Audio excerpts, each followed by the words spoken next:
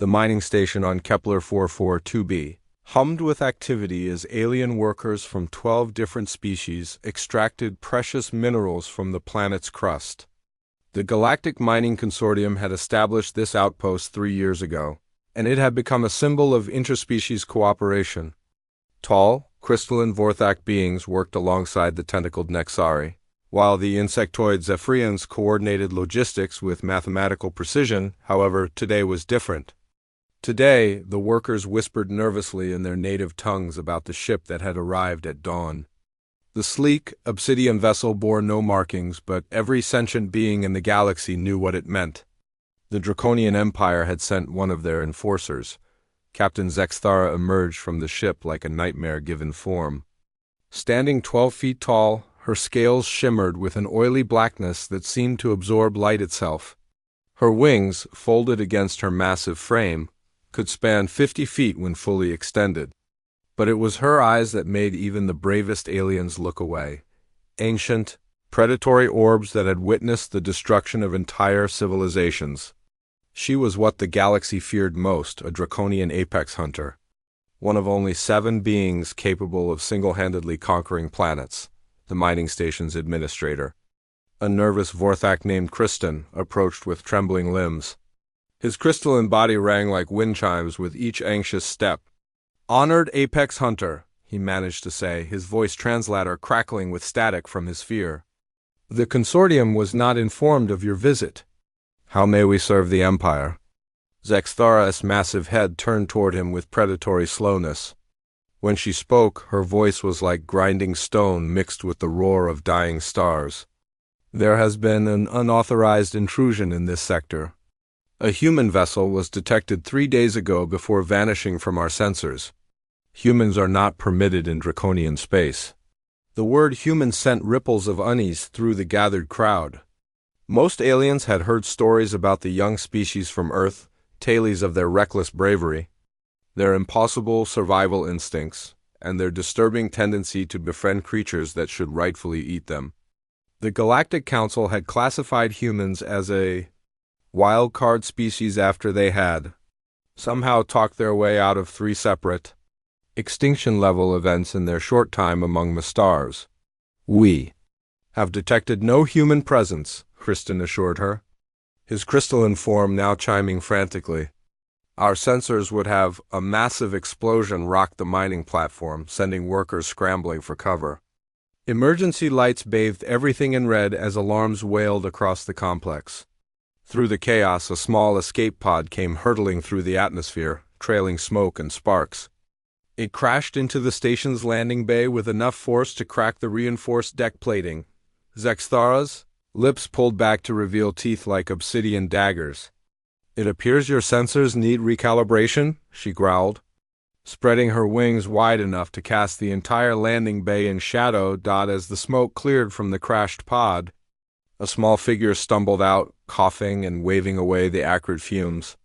The assembled aliens gasped in collective horror and fascination. It was indeed a human, but not the armored warrior or cunning diplomat they might have expected. Instead, a young boy, perhaps 12 years old by human standards, emerged from the wreckage. He was small even by human standards, with unruly brown hair and clothes that were now torn and singed from his rough landing.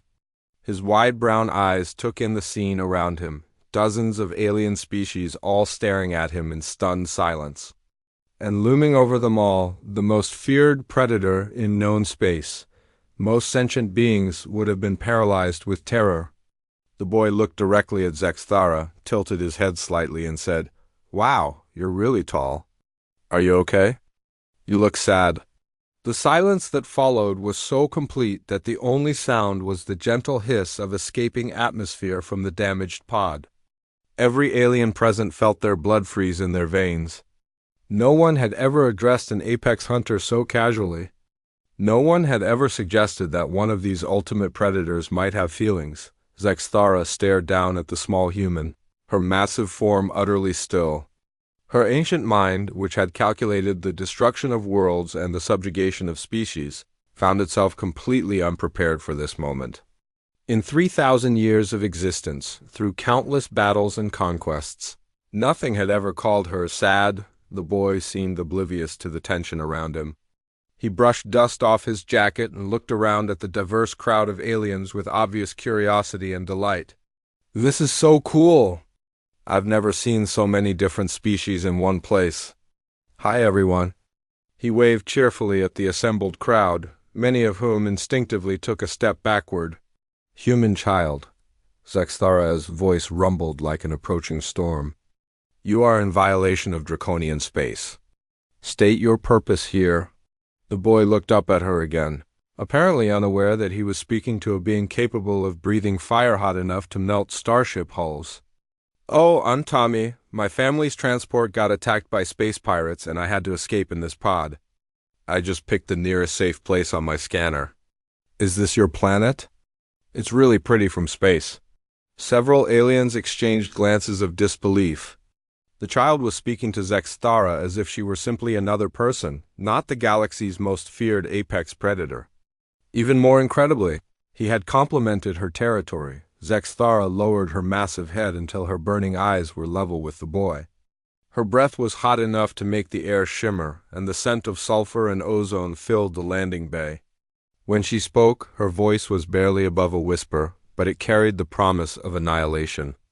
I am Zexthara, apex hunter of the Draconian Empire.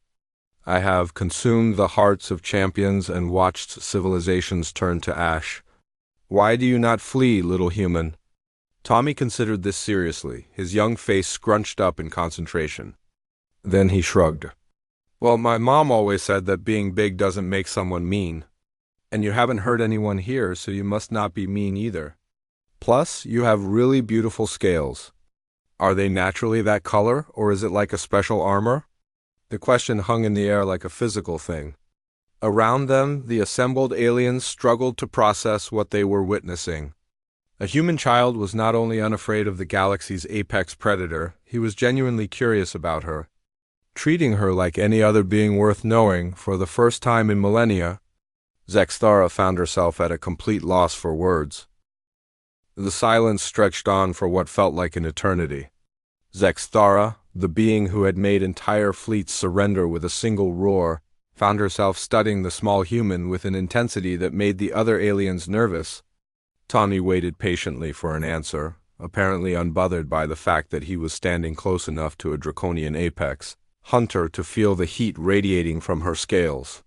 Natural, she finally answered, her voice carrying a strange note that none of the assembled aliens had ever heard from her before. The color deepens with age and ... experience. Tommy's face lit up with genuine fascination. That's amazing! So you're like a living record of all the things you've seen and done. That must make you incredibly wise. He paused, then added with the innocent honesty that only children possess. I bet you have some really interesting stories. Captain Kristen's crystalline form was chiming so rapidly it sounded like a wind chime in a hurricane. Around the landing bay, workers from a dozen species stood frozen, unable to comprehend what they were witnessing. Some had their communication devices ready, preparing to send word across the galaxy that they had witnessed the impossible. Zexthara straightened to her full height, her massive form casting the boy in shadow. Stories, she repeated, as if tasting the word. Yes, I suppose I do have stories. Most end with conquest and submission. Those don't sound like very happy stories, Tommy said thoughtfully. Do you have any happy ones? The question struck Zexthara like a physical blow. Happy stories? In her 3,000 years of existence, she had accumulated victories, territories, and fear. She had collected the surrender of worlds and the respect of enemies. But happy stories? The concept seemed alien to her, more foreign than any species she had ever encountered. Before she could formulate a response, Tommy's attention was caught by something else entirely. A small, wounded creature had crawled out from behind a cargo container, a Pixian flutter moth, its delicate wings torn and one leg clearly broken. The tiny being was no larger than a human's palm, with gossamer wings that normally shimmered with rainbow colors. Now, those wings were dull with pain and fear. Without hesitation, Tommy knelt down and carefully extended his hand toward the injured creature. Hey there, little guy, he whispered softly. You're hurt, aren't you? Every alien in the bay took a collective step backward. Pixie and flutter moths were notorious for their defensive capabilities. When threatened, they could release spores that caused hallucinations and temporary paralysis. Even touching one without proper protective gear was considered extremely dangerous. Human child, stop. Captain Kristen's translated voice cracked with panic. Pixie and flutter moths are highly toxic to most carbon-based life forms. Tommy glanced up briefly. He's scared and hurt. I can't just leave him. He turned his attention back to the tiny creature, speaking in the same gentle tone. I'm not going to hurt you. I just want to help. Zexthara watched with growing bewilderment as the boy slowly, carefully coaxed the injured flutter moth onto his palm. The creature, which should have released its defensive toxins immediately, instead seemed to calm under the boy's touch. Tommy examined the broken wing with the careful attention of someone who truly cared about the tiny being's well-being. I think I can fix this, Tommy said. Reaching into his backpack and pulling out what appeared to be a basic first aid kit. My dad taught me how to help injured animals back on Earth. The principles should be the same, right? What followed was perhaps the most extraordinary 15 minutes that any of the assembled aliens had ever witnessed. Tommy, with infinite patience and gentleness, carefully cleaned the flutter moth's wounds and used tiny strips of medical tape to stabilize its damaged wing. Throughout the process, he kept up a steady stream of soft, comforting words explaining what he was doing and why. This might sting a little, but it'll help you heal, he murmured as he applied antiseptic. There we go. You're being very brave. The flutter moth, instead of attacking this strange alien creature, began to glow with the soft, grateful luminescence that Pixians displayed when they felt safe and cared for. By the time Tommy was finished, the tiny being was resting comfortably in his palm, its wings already beginning to show signs of healing. There, Tommy said with satisfaction, gently placing the flutter moth on a nearby plant where it could rest safely. You should be flying again in a few days. He stood up and dusted off his knees, only to find that every single being in the landing bay was staring at him with expressions ranging from awe to complete bewilderment. Even Zexthara's ancient features showed something that might have been surprise. What? Tommy asked, looking around at all the staring faces. Haven't you guys ever helped someone who was hurt before? The question hung in the air like an accusation. These were miners, traders, and workers from across the galaxy. They were practical beings who understood profit margins and resource extraction. Helping an injured creature that provided no benefit, particularly one that could potentially harm them, was not something that occurred to most species, but a 12-year-old human boy had done it without a second thought. Zexthara lowered herself until she was nearly at eye level with Tommy, her massive form coiled like a living mountain. When she spoke, her voice carried a note of genuine curiosity that startled everyone present. Why did you help the flutter moth? It could have harmed you. Tommy considered the question seriously, his young face thoughtful. Well, it was hurt and scared. That's reason enough, isn't it? Besides, when something is scared, it usually just wants to be left alone or helped. It doesn't want to hurt anyone, even if helping it provided no advantage to you. Advantage? Tommy looked genuinely confused by the concept. I mean, I guess the advantage is that now there's less pain in the world. That's always good, right? For the second time in the span of an hour, Zexthara found herself completely speechless. In her 3 millennia of existence, she had encountered philosophers, strategists, and warriors. She had debated with the greatest minds in the galaxy and outwitted species that had been civilized when her own race was still learning to breathe fire, but she had never encountered anyone who thought that reducing pain was inherently valuable. Regardless of personal cost or benefit. Tommy seemed to interpret her silence as doubt. I know it might seem silly to someone as important as you, he said earnestly, but my mom always said that the best way to judge someone isn't by how they treat people who can help them, but by how they treat people who can't. Or in this case, tiny flutter moths who can't. The boy's words echoed through the landing bay like a challenge to everything the assembled aliens understood about survival, hierarchy, and civilization. Here was a member of a species barely a century into spaceflight, offering moral philosophy to beings who had been traveling the stars for millennia, and somehow, impossibly, it was making sense. The mining station's mess hall had never hosted such an unusual gathering. Word had spread quickly through the facility that the human boy was sharing a meal with Zexthara, and workers from every shift had found excuses to pass by the observation windows. What they saw challenged everything they thought they knew about apex predators and human children. Tommy sat across from the massive draconian, a standard meal tray looking comically small in front of him. While Zexthara had declined food altogether, her species typically fed once every few weeks, and always in private. Instead, she watched with intense fascination as Tommy ate, occasionally asking questions that seemed to surprise even herself. "On your home world," Zexthara rumbled, her voice carefully modulated to avoid shattering the delicate human's eardrums, "are all younglings taught these principles of helping others?" Tommy swallowed a bite of something that approximated chicken, but probably wasn't. "Well, most parents try to teach their kids to be kind, I think. Not everyone listens, though." He paused thoughtfully. "My mom says that being kind isn't always easy, especially when you're scared or angry, but that's when it matters most. And if someone refuses to show kindness in return, then you still be kind anyway," Tommy said simply. "Not because they deserve it, but because you do." Several aliens who had been eavesdropping exchanged glances. The boy's moral framework was utterly alien to most galactic civilizations, which operated on principles of reciprocity, hierarchy, and mutual benefit. The idea of unconditional kindness was not just foreign, it was potentially dangerous in a universe full of predators. Zexthara seemed to be thinking along similar lines.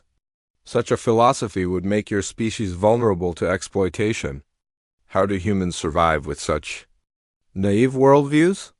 Tommy grinned, and for a moment, something flickered in his expression that reminded everyone present that humans were, indeed, predators in their own right. "Oh, we're not naive. We just choose to give everyone a chance to be good first. But if someone chooses to be cruel, especially to people who can't protect themselves," his expression grew serious, "well, then humans can be pretty scary too. My dad always said we're nice because we choose to be, not because we have to be." The distinction seemed to intrigue Zexthara greatly. She had conquered species that were naturally peaceful due to biological limitations, and she had defeated warriors who fought fiercely, but only when cornered. But a species that was capable of violence but chose kindness instead? That was something entirely new. Before she could pursue this line of thought further, alarms began blaring throughout the station. Captain Kristen's voice echoed over the communication system, his crystalline tones sharp with panic.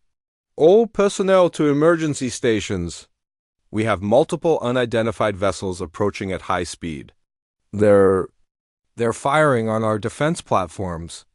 Through the mess hall's viewport, the distinctive energy signatures of pirate raiders lit up the darkness of space. 3 ships bearing the skull-marked hulls of the Crimson Void Collective were bearing down on the mining station. Their weapons already tearing through the facility's modest defenses. Tommy pressed his face against the viewport, his expression growing grim. "Those are the same ships that attacked my family's transport," he said quietly. "They're the reason I'm here." Zexthara rose to her full height, her scales beginning to glow with an inner fire that spoke of barely contained rage. "Pirates," she snarled. "Scavengers who prey on the weak and helpless." She turned toward the exit, clearly intending to return to her ship and engage the attackers. "Wait," Tommy called out. And incredibly, the galaxy's most feared apex predator actually stopped. "There are civilians here. The workers, the families in the residential sections. If you go out there to fight, those pirates might target them while you're busy." Zexthara's burning eyes fixed on him. "You would have me allow pirates to escape justice to protect aliens who are nothing to you?" "They're not nothing," Tommy said firmly. "They're people, and those pirates, they've hurt a lot of people. My family, probably others." But if we stop them the wrong way, more innocent people get hurt. The boy was quiet for a moment, his young face serious with thought. Then he looked up at Zexthara with an expression that was both hopeful and determined. You said you had stories of conquest and submission, right? But what if we made a different kind of story today? What if we saved people instead of just defeating bad guys? Zexthara stared down at him for a long moment. Through the viewport, the pirate ships were closing in, their weapons carving through the station's outer hull. Emergency lights bathed the mess hall in red, and the sound of frightened aliens filled the corridors. You wish me to protect them, she said slowly, as if testing the concept. Not as subjects to be conquered, but as people to be saved. I wish we could protect them, Tommy corrected. Together. You're incredibly strong and smart, and I know things about those pirate ships. If we work together, we could stop them without anyone else getting hurt. The idea was absurd on multiple levels. A 12-year-old human boy was proposing that he and the galaxy's most feared predator work together as partners. He was suggesting that an apex hunter, a being whose very nature was to dominate and conquer, should instead protect and save, and somehow impossibly. Zexthara found herself considering it seriously. What do you know about their ships? She asked. Tommy's expression grew more serious than any child should have to be. My dad was a transport engineer before the pirates killed him. He taught me about ship systems.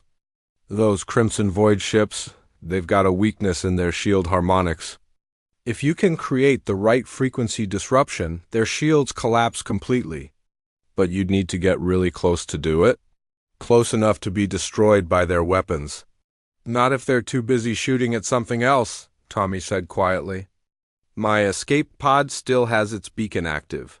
If I take it out there and lead them away from the station, you could get behind them and absolutely not. The words came out as a roar that shook the entire mess hall. Zexthara's eyes blazed with an intensity that made the emergency lighting seem dim by comparison. You will not sacrifice yourself, human child. Tommy looked surprised by the vehemence of her response. But it's the best tactical solution. The pod's fast and maneuverable, and no. Zexthara's voice carried a finality that had ended the arguments of entire civilizations. There will be another way. For a moment, they stared at each other across a gap that spanned not just species and size, but entire philosophies of existence. Tommy, small and human and willing to sacrifice himself for strangers. Zexthara, massive and ancient and suddenly, inexplicably unwilling to let him do it. Okay, Tommy said finally. Then what do you suggest? The command center of the mining station buzzed with barely controlled panic as Captain Kristen tried to coordinate evacuation procedures while monitoring the approaching pirate fleet. His crystalline form chimed frantically as he juggled communications from multiple sections of the facility, each reporting new damage or requesting orders. Then the doors burst open, and Zexthara entered with Tommy close behind her. The effect on the command crew was immediate and dramatic. Several aliens actually fainted, while others scrambled to find cover behind their workstations. The sight of the galaxy's most feared apex predator, accompanied by a human child, was so surreal that it short-circuited most beings' ability to process what they were seeing. Honored apex hunter. Captain Kristen managed to stammer, his voice translator crackling with static. Have you come to claim the station for the Empire? I have come, Zexthara replied, her voice carrying an authority that seemed to make the very air vibrate. To stop the pirates. Tommy stepped forward, seemingly unbothered by the fact that every alien in the room was staring at him in disbelief. Captain Kristen, we need access to your communications array and your mining laser controls. The mining lasers? Kristen's confusion was evident even through his translator. But those are industrial equipment, not weapons. They couldn't possibly damage military-grade shields. Not damage, Tommy said, pulling out a small tablet he'd retrieved from his escape pod. Disrupt. Look at this. He showed the screen to the bewildered captain. The Crimson Void ships use a rotating shield frequency to defend against multiple attackers. But if you hit them with the exact harmonic opposite of their current rotation, The whole system collapses for about 30 seconds. Zexthara moved to the tactical display, her massive form surprisingly graceful as she analyzed the enemy positions. 30 seconds would be sufficient, she said thoughtfully, but calculating the harmonic frequency in real time would require computational power beyond what this facility possesses. Tommy grinned, the first truly mischievous expression he'd shown since arriving. Not if you have a human brain. We're really good at pattern recognition, especially when we've been studying the same type of ship for 3 years. 3 years? Captain Kristen asked. The boy's expression grew somber again. The Crimson Void destroyed my family's original ship when I was 9. We've been tracking their movements ever since, trying to find a way to stop them. My dad thought maybe if we could understand their tactics and technology, we could warn other transports. His voice grew quiet. We almost had enough information to take to the authorities when they attacked us again. The command center fell silent except for the distant sounds of weapons fire and hull breaches. Here was a child who had spent a quarter of his young life studying the enemies who had murdered his family. Not for revenge, but to protect strangers he would never meet. Zexthara looked down at Tommy, with an expression that none of the aliens could quite interpret. When she spoke, her voice carried a note of something that might have been respect. You honor your parents with this choice, she said formally. I will ensure their sacrifice meant something. We will, Tommy corrected gently. We'll make sure together. The next few minutes were a whirlwind of coordinated activity. Tommy interfaced his tablet with the station's systems, his fingers flying over controls as he began calculating shield harmonics for the approaching pirate vessels. Zexthara took position at the communications station, her massive claws surprisingly delicate, as she began broadcasting on the frequencies used by Draconian military forces. This is Apex Hunter Zexthara of the Draconian Empire, her voice boomed across open space. I claim this mining facility and all beings within it under Imperial protection. Any hostile action against this station will be considered an act of war against the Empire. The response from the lead pirate ship came immediately, filled with swaggering confidence. Apex Hunter? Don't make us laugh, Lizard. There's only one of you and 3 of us. And we've got hostages aboard our ships, survivors from that transport we hit 3 days ago. Tommy's hand stilled on his tablet. Around the command center, aliens watched as the boy's expression went through a rapid series of changes: hope, fear, determination, and something harder to define. My mom and sister, he whispered. Then louder, they're alive. The tactical situation had just become infinitely more complex. It was no longer simply a matter of stopping pirates. Now they had to do it without endangering the hostages aboard the enemy ships. This changes things, Zexthara said grimly. A direct assault is no longer viable. Tommy was already shaking his head, his young mind working through possibilities at a speed that impressed even the ancient dragon. No, it doesn't change anything. It just means we have to be smarter about it. He turned to Captain Kristen. Do your mining ships have transportation beams? Yes, but they're designed for moving or containers, not people. The targeting system isn't precise enough for... It doesn't need to be precise, Tommy interrupted. It just needs to lock onto the emergency transponders that all transport ships are required to carry. The hostages will have them. He looked up at Zexthara. Can you create enough of a distraction to keep the pirates busy while the miners beam the hostages to safety? Zexthara's lips curved in what might have been a smile, revealing teeth like obsidian daggers. Human child, creating distractions is what Draconian apex hunters do best. Okay, Tommy said, his voice taking on a tone of quiet authority that somehow commanded the attention of every being in the room. Here's what we're going to do. What followed was perhaps the most unlikely battle plan in galactic military history. A 12-year-old human boy, working in partnership with the galaxy's most feared apex predator, coordinated a rescue operation that utilized mining equipment, freight transporters, and the most psychologically devastating battle. Roar in known space. As alarms continued to blare and the pirate ships closed in, every alien in the command center found themselves following, Orders from a child who had somehow convinced a legendary monster to save people instead of conquering them. Initiating. Mining laser frequency modulation in 3.2. Now. Tommy called out outside the station. Precisely calibrated energy beams lanced out toward the pirate ships, not to destroy, but to disrupt. And in that moment of tactical brilliance, something extraordinary happened. The galaxy's most feared predator, and a brave human boy proved that the most powerful force in the universe wasn't conquest or domination. It was the decision to protect those who couldn't protect themselves. The space around the mining station erupted into chaos as Tommy's plan unfolded with clockwork precision. The modified mining lasers struck the lead pirate vessel at exactly the calculated frequency, causing its shields to collapse in a cascade of sparkling energy. At the same moment, Zexthara launched herself from the station's docking bay, her massive wings creating a sight that would be burned into the memory of every witness. She was magnificent and terrifying in equal measure. Her scales caught the light from the nearby star and reflected it back as pure darkness, while her wings stretched wide enough to cast shadows across entire sections of the pirate fleet. But it was the sound she made, a roar that seemed to come from the very heart of dying stars, that truly captured everyone's attention. The psychological effect on the pirates was immediate and devastating. The Crimson Void Collective were hardened criminals who had faced military vessels, desperate merchants, and even occasional bounty hunters. But none of them had ever faced a draconian apex hunter in full battle fury.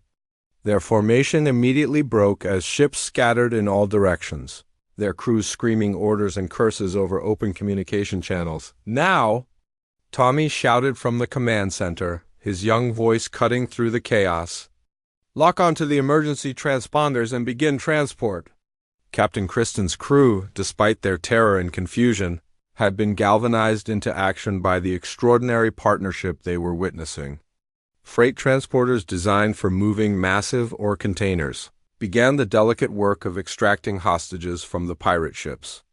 One by one, frightened civilians materialized in the station's cargo bays, merchants, explorers, and transport crew members who had been captured over the past several weeks. And then, in a shower of golden light, two figures appeared that made Tommy's heart stop. His mother, Dr. Sarah Chun, stumbled slightly as she materialized, her clothes torn and dirty, but her eyes bright with fierce intelligence. Beside her, his 13-year-old sister Emma immediately began checking on the other rescued hostages, her natural empathy making her a focal point for the frightened civilians. "Mom!" "Emma!" Tommy's voice cracked with emotion as he ran toward them. Temporarily abandoning his post at the command station, the reunion was brief but intense. Sarah Chun wrapped her son in a fierce hug while Emma ruffled his hair in the way that only big sisters could manage. But even in that moment of overwhelming relief, Tommy's attention was drawn back to the viewport, where Zexthara was single-handedly dismantling the pirate fleet. The ancient dragon moved through space with a grace that seemed impossible for something so massive. She didn't simply attack the pirate ships, she orchestrated their defeat like a deadly ballet. One vessel found its engines torn apart by precision claw strikes. Another had its weapon systems melted by carefully controlled bursts of dragon fire.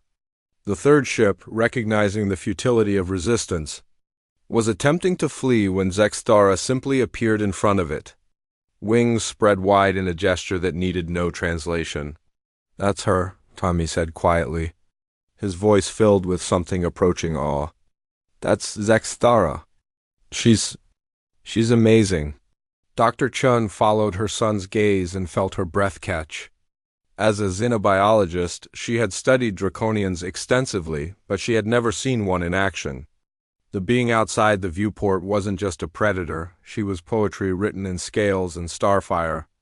A living embodiment of power turned toward protection rather than conquest.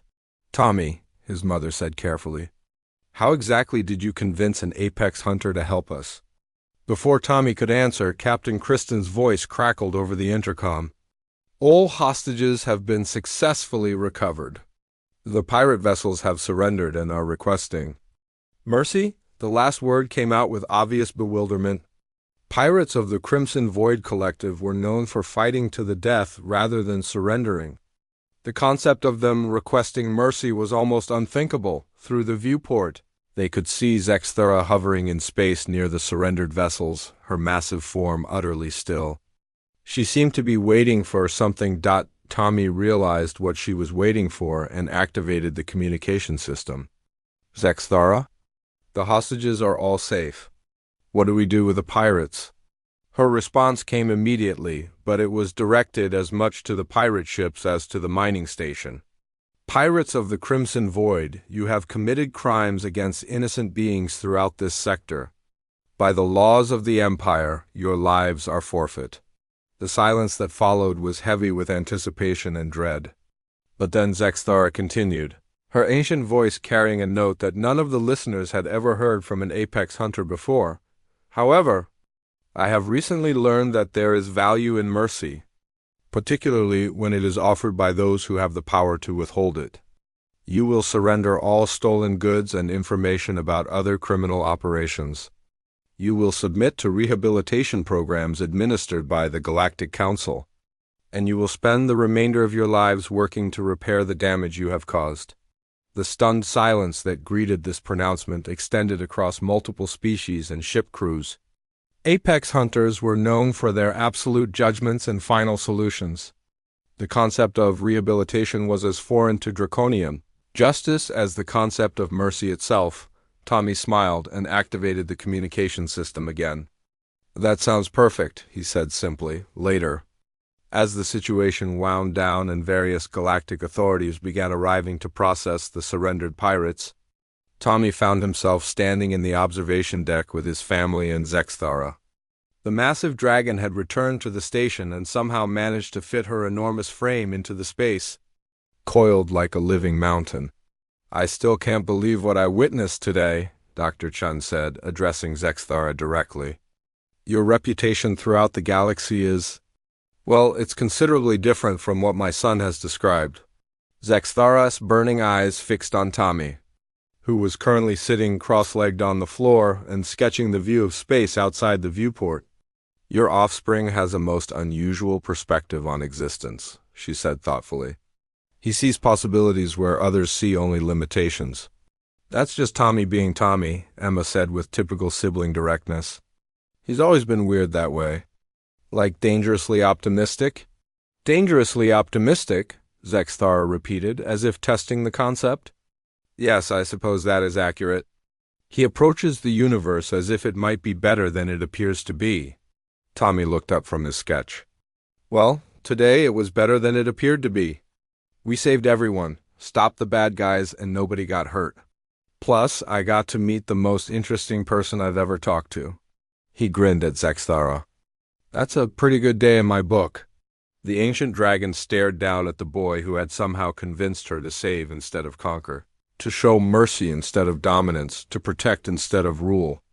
In all her millennia of existence, she had never encountered anyone who could make such fundamental changes to her understanding of her own nature seem not just possible, but inevitable. Yes, she said finally, I believe it has been a very good day indeed. 6 months after the incident at the Kepler 442b mining station, the galaxy was still trying to make sense of what had happened. News networks across hundreds of species had covered the story extensively, but most of their audiences remained skeptical. The idea that an apex hunter had chosen mercy over destruction seemed too fantastical to believe, even with video evidence, but for those who had been present, the changes were undeniable and profound. The mining station itself had become something of a pilgrimage site. Beings from across the galaxy came to see the place where a human child had befriended the universe's most feared predator. Captain Kristen had commissioned a small monument in the landing bay where Tommy's escape pod had crashed, a simple crystal sculpture that caught starlight and reflected it in patterns that somehow reminded visitors of hope. More significantly, the Draconian Empire had quietly begun implementing what galactic historians were already calling the Kepler Protocols, new guidelines for apex hunters that emphasize protection of innocence over conquest of territories. The change had been subtle, but its effects were rippling across civilized space as other species began to reconsider their own approaches to conflict resolution. Tommy, meanwhile, had become something of an inadvertent celebrity. His family's transport had been restored and upgraded by grateful authorities, and they now traveled the galaxy as part of a cultural exchange program. Wherever they went, people wanted to meet the boy who had changed the nature of the universe's most dangerous predator. Today, they were visiting the Galactic Council headquarters on Nexus Prime, where Tommy was scheduled to address the Assembly of Species about human perspectives on conflict resolution. It was an unprecedented honor for someone so young, but then again, nothing about Tommy's situation had ever been precedentd. As their ship approached the massive space station that housed the galactic government, Tommy pressed his face against the viewport and watched the incredible diversity of vessels coming and going. Ships from hundreds of different civilizations created a complex dance of arrival and departure, each one representing a different approach to intelligence, technology, and social organization. Nervous? His sister Emma asked, settling into the seat beside him. A little, Tommy admitted. I'm not really sure what I'm supposed to tell them that they don't already know. Dr. Chen, who had been reviewing diplomatic protocols on her tablet, looked up at her son with a mixture of pride and amusement. I think they're more interested in how you think than what you know, she said gently. After all, you accomplished something that political scientists and military strategists have been trying to figure out for centuries. I didn't really accomplish anything, Tommy protested. Zexthara did all the hard work. I just talked to her. And that, came a familiar voice from the ship's communication system, is precisely what makes you remarkable, human child. Tommy's face lit up with genuine joy. Zexthara, are you here too? I am providing security for this gathering, the ancient dragon's voice rumbled through the speakers. The council felt that having an apex hunter present might discourage any attempts at disruption. As their transport docked with the station, Tommy could see through the viewing ports that she was indeed present. Her massive obsidian form coiled around one of the station's outer sections like a living defense system. Just seeing her made him feel more confident about the task ahead. The Assembly of Species was even more impressive in person than it had been in the documentaries Tommy had watched. Representatives from nearly 1,000 different civilizations filled a chamber that seemed to stretch beyond the horizon. Some sat in traditional seating, others floated in specialized environmental bubbles. And still others existed as pure energy contained within crystalline matrices. When Tommy stepped up to the central speaking platform, the vast chamber fell silent. Here was the human child who had somehow convinced Zexthara the Destroyer to become Zexthara the Protector. Every being present wanted to understand how such a thing was possible. Tommy looked out at the incredible diversity before him and felt the same sense of wonder he had experienced in the mining station's landing bay. All of these different species, different ways of thinking and being, gathered together to try to make the universe a better place. Hello, everyone, he began, his voice carrying clearly through the chamber's acoustic systems. I'm really honored to be here, but I have to admit, I'm not sure why I'm the one giving this speech. I didn't do anything that any of you couldn't have done. A ripple of what might have been amusement passed through the assembly. The Nixarian delegate's translated voice spoke for many when it said, Young human, you convinced an apex hunter to show mercy? This is not something that anyone could have done. Tommy considered this seriously, his young face thoughtful. I think maybe the problem is that everyone was so busy being afraid of what Zexthara was, they forgot to wonder who she might be. She's incredibly ancient and wise and powerful, but she's also lonely, I think, and maybe a little tired of always having to be scary. He paused, gathering his thoughts while hundreds of alien minds tried to process this perspective. My mom taught me that everyone has stories that make them who they are. Good stories, sad stories, scary stories. But the stories that matter most are the ones we choose to write going forward. Zexthara had thousands of years of stories about conquest and fear, but when I met her I got the feeling that maybe she was ready to try writing a different kind of story. The Vorthic representative's crystalline form chimed softly. And you offered to help her write this new story? We offered to help each other, Tommy corrected. She taught me that sometimes being brave means being smart about protecting people, not just being willing to fight for them. And maybe I helped her remember that being powerful doesn't have to mean being alone. From the external speakers, Zexthara's voice added a comment that surprised everyone present. The human child speaks truthfully. I had forgotten that strength shared is greater than strength hoarded. Tommy smiled, knowing that his friend was listening. The thing is, I don't think this is really about humans or draconians or any specific species. I think it's about choosing to see the best in people instead of just preparing for the worst. That doesn't mean being naive or helpless, he added quickly. It means giving people the chance to be better than they've been before. The assembly listened in fascination as this young human continued to share perspectives that seemed both incredibly simple and profoundly revolutionary. Look at all of you, Tommy said, gesturing to encompass the entire vast chamber. You're all different species with different histories and different ways of thinking, but you're here together, trying to solve problems and make things better. That's amazing. That's proof that the universe really can be better than it appears to be. When he finished speaking, the silence that followed was different from the one that had greeted his arrival.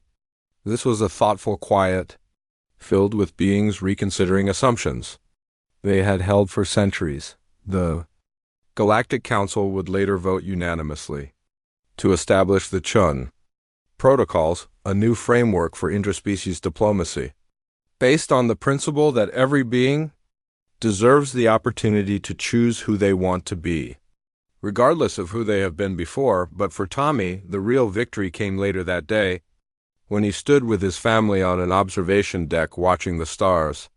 Zexthara had coiled her massive form nearby, and together they watched ships from across the galaxy coming and going in peaceful cooperation. So what happens now? Emma asked. Tommy smiled, remembering the injured flutter moth he had helped months ago, thinking about the pirates who were now working to repair the damage they had caused, considering all the possibilities that existed when people chose hope over fear. Now we find out what other stories the universe wants us to help. Right, he said simply, and somewhere in the vast expanse of space around them, those stories were already beginning.